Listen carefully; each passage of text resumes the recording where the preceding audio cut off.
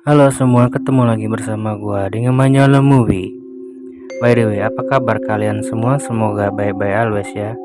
Semoga yang jomblo cepet dapat jodoh, yang sedih cepet bahagia, yang bahagia ya berbagilah. Yang sakit semoga cepat sembuh ya. Yang lagi banyak utang semoga cepat lunas, amin. Oke, kali ini gua akan ngebanyolin film yang berjudul Studio 666. Film ini dimainkan langsung oleh para pemain band rock legendaris yang bernama Foo Fighters asal Seattle, Washington DC, Amerika Serikat. Kalian yang tahu pasti lebih paham lah ya dari gua soal grup band rock yang satu ini. Oke, kayak apa keseruan film ini? Langsung aja, nggak usah banyak cincau cendol lagi. Let's go.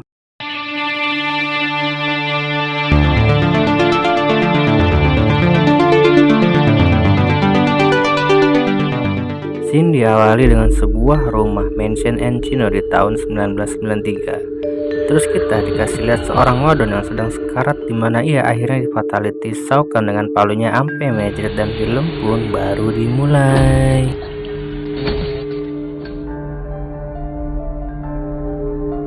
Dilanjut scene di waktu sekarang dan ke Foo Fighter yang sedang meeting bersama manajernya Sil yang udah kebelet album ke-10 ini cepat jadi buat dia juga yang udah kelit utang sama pinjol. Di sini Foo Fighter menginginkan tempat yang GG alias greget buat albumnya yang ke-10.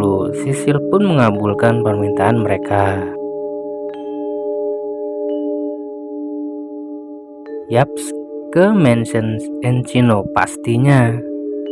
Lanjut, setelah mereka sampai ke TKP, langsung ketemu sama pengurus properti, si manajer bernama Barb, dan mengatakan sedikit sejarah tempat itu. Lagi saik-saiknya Dave mengorbol, tiba-tiba dia melihat ke arah jendela seperti ada orang yang sudah melihat kehadiran mereka. Siapa atau apakah itu? Mereka pun ke dalam sambil ngorbol-ngorbol, nggak lupa candaan sebagai bumbunya. Sang pengurus properti langsung terus terang terus cerita. Kalau di tempat ini sebelumnya ada grup band lain yang tinggal di sini di tahun 90-an, di mana mereka juga lagi garap album tapi nggak kelar ya di sini awal tadi itu ya. Kita lihat mereka berpikir suara di sini amazing. Dave juga sebenarnya di sini sudah merasakan energi negatif, dan benar aja saat Dave nepuk tangan tiba-tiba bukan takut, Dave malah makin bergairah. Dan bisa dibilang suara goib ini bisa nambah bumbu mercon buat album berikutnya. Bergegas mereka menyeting perabotan bandnya. Dev langsung meminta tim bandnya selain rekaman juga kudu nginep di sini. Awalnya sebagian timnya menolak, tapi mau gak mau karena album mereka kejar tayang, takut si manajer keburu diuber DC pinjol. Mereka pun berpencar. Dev yang sedang saik-saik ngopi tiba-tiba dikasih unjuk sosok pria sedang pangkas pohon. Samperinlah itu orang dan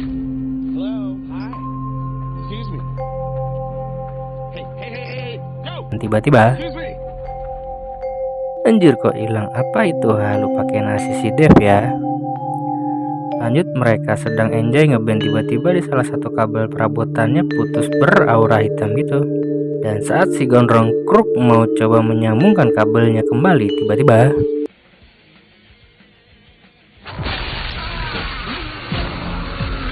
wadidaw, auto pindah alam dah udah ya. Nah, di sini mereka mulai kepikiran soal kejadian aneh kesetrumnya si gondrong kruk. Di tengah mereka sedang enjoy santai, Dave pun menceritakan kepada timnya saat ketemu sosok pria misterius tadi, dan saat Dave membuka panggangan, tahu-tahu ujunglah itu kelapa ireng nongol. Dave mulai banyak halu di sini ya guys ya.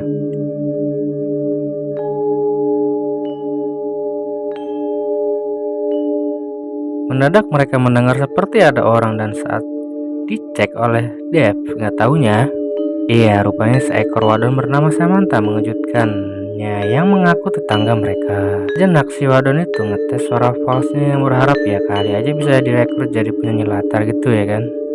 Di saat itu juga Dave nanya apa ada tukang kebun di sini. Dijawab si wadon nggak ada orang di sini dan rumah ini kosong udah bertahun-tahun. Dave cuma bisa bilang iya iya iya iya. Lanjut, Dave yang sedang mencari ide sambil nyanyi diiringi alunan piano. Saat Dave lagi saik-saik yang nyanyi, tiba-tiba Anjing, jujur gua juga di sini kaget bet. Gak taunya si Lionel negur kalau itu lagunya yang nyanyikan tadi. Lanjut, Dev yang sedang bocan tiba-tiba disamperin hantu kruk yang dikira itu Taylor ya, bukan Taylor Kang Jahit ya. Taylor bukan Taylor. Dan bilang mereka mengawasi. Ngeng, Dev ngimpi. Dan saat Dev lanjut bocan matikan lampu, mendadak suasana kamar berubah ngeri. Dev dikeroyok roh jahat dan dimukul mereka yang ternyata mimpi juga anjir. Lanjut, Dev yang lapar mesen ojol food ayam geprek. Saat Mang Ojol mau ketok pintu, tahu-tahu kebuka sendiri dan seneng bukan main. Pas tahu itu Dev yang ngorbol. Lanjut, scene dimana Dev sedang cari ide di YouTube dan di saat itu Dev mulai diarahkan ke suatu ruangan tua dan melihat hewan rakun yang udah dimutilasi di tembok. Mendadak Dev kayak ada yang manggil dan menemukan alat pemutar musik tua, lalu menemukan kaset berjudul Dream Widow yang legendaris. Dev pun langsung memutar itu kaset dan menikmati musik itu. Kayaknya Dev mulai dapat inspirasi nih ya. Anyway, maaf gua nggak bisa kasih denger lagunya ya, takut copy kanan nih. Mendadak musik berhenti berputar dan berputar lagi, namun musiknya aneh dan bersuara. Selesaikan itu, akhiri itu. Dan di sini seolah Dev diberi petunjuk akan kebuntuan dari idenya itu. Saat Dev sedang puyeng-puyengnya, tiba-tiba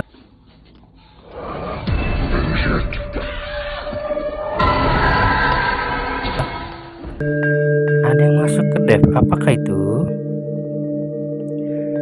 Benar aja nih, si Dev seolah bukan dirinya, dan tentunya dengan kunci musik El Crash yang baru yang bahkan timnya seolah bingung soal El Crash itu. Di saat itu juga datang Samantha membawakan mereka kue cubit. Sontak Samantha melihat Dev ada yang beda dan mencoba memperingati Ramli, namun Dev keburu nongol di jendela. Lanjut scene 3 minggu kemudian. Mereka masih latihan album baru. Saat malam hari Dev sedang memotong benang wol dengan gunting, tiba-tiba ia mendapatkan ide dan langsung membangunkan timnya agar cepat ngumpul. Setelah Dev mengumpulkan timnya, ia memberitahu idenya itu dengan simbol ya. Kalau kata gue sih itu simbol satanik lah ya. Kata Dev, dari masing-masing paku ini adalah kita. Benang mewakilkan suara yang dihasilkan oleh musik kita, menghubungkan kita semua dalam bentuk tanpa akhir katanya. Namun si Pet menyarankan supaya besok aja dah, sekarang udah malam, Mani udah capek juga habis latihan seharian suntuk. Dev pun bilang biar gue nggak lupa katanya. Singkat waktu Dev pun marah dan mendadak seolah keluar taring auto nurutlah si Pet ini. Esok paginya teman-teman Dev menggibahnya. Mendadak Dev datang dan minta maaf ke mereka dan memberi semangat, ayo tinggal sedikit lagi, tos Pearl Jam mereka gitu sautnya. Setelah itu mereka lanjut rekaman dibantu 2 orang tim dari perusahaannya itu. Lanjut scene dimana Mang Ojol Food itu lagi sedang mengantarkan makanan ke Dev, dan saat ia mau masuk pintu tiba-tiba melihat sosok bayangan yang dikiranya itu Dev. Diikutinya itu bayangan sampai ia diunjuki banyak roh jahat dan tiba-tiba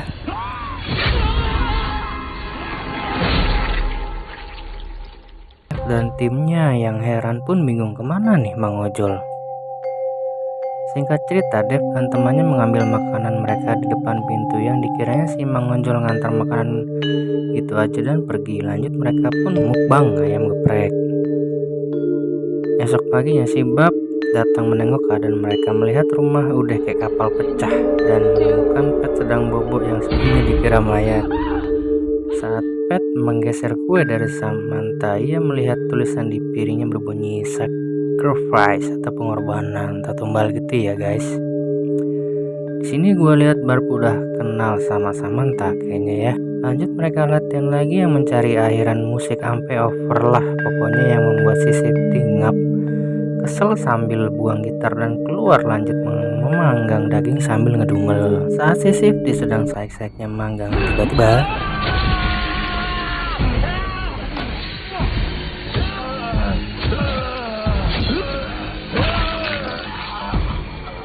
bujuk dah, itu mirip si Dev ya, memang itu si Dev. Lanjut si Pet berteriak sontak membuat langit terkejut dan keluar. Oh my god, itu mayat si Mang Ojol yang tadi guys. Gak lama Taylor menghubungi polisi tapi dicegah si Dev. Buset, keras juga tangan si Dev ya, ngebajak itu HP sampai hancur gitu. Yang katanya juga nanggung, kita kelar nih project baru kita panggil pihak yang berwenang. Nggak cuma itu, Dev minta agar HP sama kunci mobil tim dikumpulin, jaminan supaya mereka nggak cabut dari tempat ini. Mereka lanjut latihan lagi dan sempat ngeh kemana si Safety kok nggak nongol-nongol ya. Si Dev cuek dan minta lanjut latihannya, dan di sini gue lihat teman-temannya Dev mulai empet sama Dev tentunya ya kan. Lanjut scene Dev sedang jadi kanibal. Anjir, saat Dev sedang saik-saiknya mamam, si Pat mengajak yang lainnya ke tempat dimana Dev diduga mulai kesambet dan memberitahu kode dari Samantha dari tatakan kue tadi yang bertuliskan lengkap The Sacrifice Feast, The Book, atau pengorbanan memberi makan buku. Apa ya maksudnya? Mereka bergegas mencari Samantha dan singkat cerita Samantha menceritakan full version. Oke, gue jelasin ya. Sebelumnya si Samantha ini adalah teman dekatnya sekaligus grup secret serta sumber inspirasinya gitu. Kata Samantha, rumah ini bukan sekedar rumah serem rock and roll, bahkan menjadi penghubung dunia spiritual dan dunia manusia.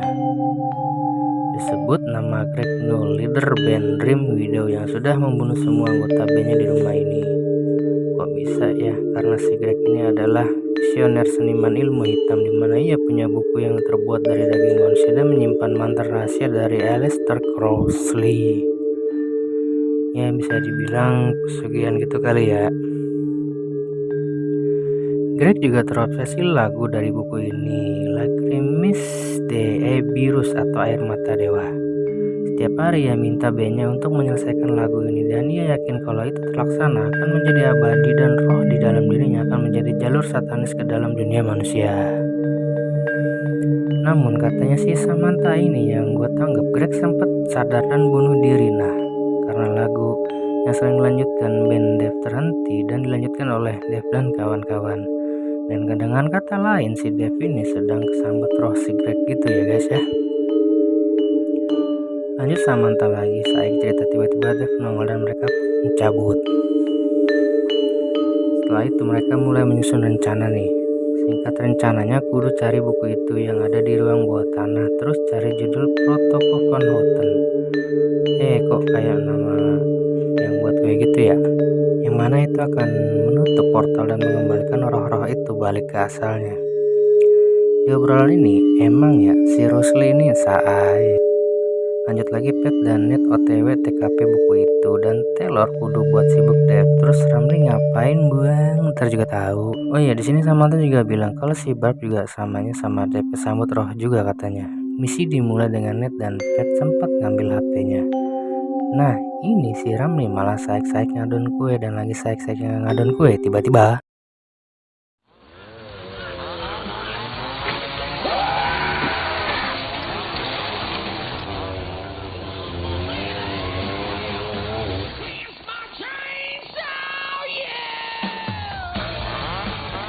aja pun dibayar kontan. Cepet bet ya, si Dev udah timbul standby di bawah kasur. Balik lagi ke Ned dan Beth yang sedang cari buku itu di ruang bawah tanah. Setelah mereka menemukan buku itu, tiba tahu-tahu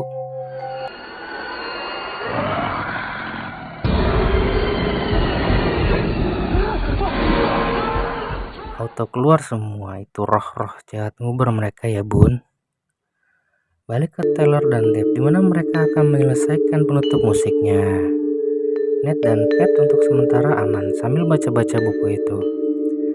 Nah lanjut lagi ke Dev dan Taylor yang singkat cerita setelah mereka menyelesaikan penutup dari musik itu, tahu-tahu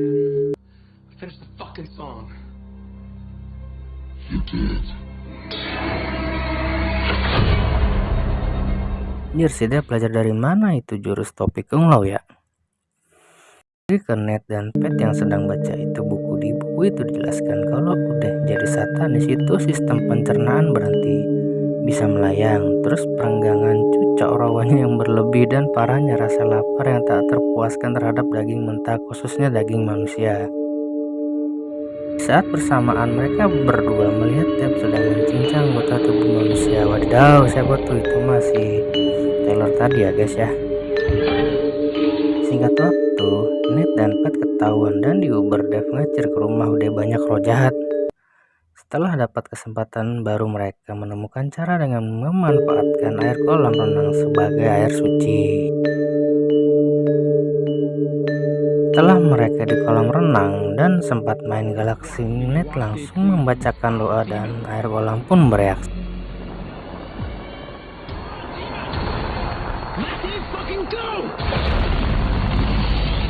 Dan saat Dave mulai menyerang, Ned berhasil mengalahkan Dave dan singkat cerita roh Greg Null pun nongol bagai sel.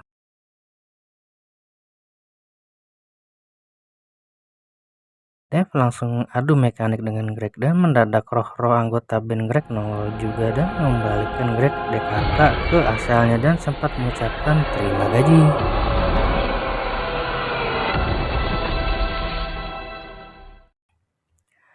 Lah itu bukunya ditinggal dah.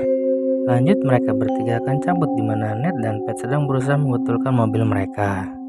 Di lain scene, Dave berjumpa dengan Sil, si manajer dan si Barb. Dan di sini diketahui kalau si Sil sebenarnya juga menunggu musik ini jadi selama 20 tahun. Waduh, ternyata. Dave pun kesal sangat karena proyek ini hampir membunuh semua CS-nya. Cuma karena ketamakan si Sil mereka pun adu mekanik. Balik ke Ned dan Pat yang disamperin Barb apak emang saat kabel yang sudah diselesaikan si Pat mendadak keluar menembus mata Ned yang menyebabkan malapetaka. Saat Ned mengecek keadaan si Barb, tiba-tiba balik ke Dave dan Sil yang masih ajang Mortal Kombat, dimana saat Sil mengatakan kalau Dave sudah menyelesaikan musiknya, Dave pun mendadak bingung dan percaya nggak percaya dan sadar kalau ia pernah dirasuki roh Greg Null. 1 tahun kemudian, dimana Dave akan mulai konsernya. Dan di scene akhir kita lihat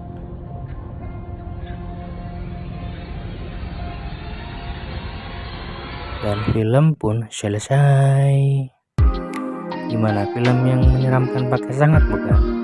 Dimana si Dave DKK atau dan kawan-kawan yang mau menyelesaikan next albumnya malah jadi petaka, dimana disebabkan juga oleh ketamakan manajernya Cecil yang mengirim mereka ke markas demi itu, sehingga menumbalkan kawan-kawannya demi sebuah lagu satanisme. Ngeri juga ya guys ya, lagu satanisme. Lanjut ke rangkuman film ya. Rangkuman film ini atau sinopsisnya adalah grup band rock legendaris Foo Fighter yang pindah ke sebuah mansion Cino yang kaya akan sejarah rock and rollnya yang mengerikan, dimana mereka akan membuat album yang ke-10 yang sudah dinanti-nanti. Di lain sisi, si Dave Grohl juga mendapati dirinya melawan kekuatan supranatural yang mengancam penyelesaian album dan grup bandnya. Pesan film ini adalah kalau buntu nyari ide ya jangan di tempat angker juga kali. Ya itu aja sih. Oke, sekian dulu pembahasan film Studio 666 2022 gua kali ini. Semoga bisa menambah plot twist kalian ya. Terima kasih udah nonton, sampai ketemu di video gua selanjutnya. Dadah.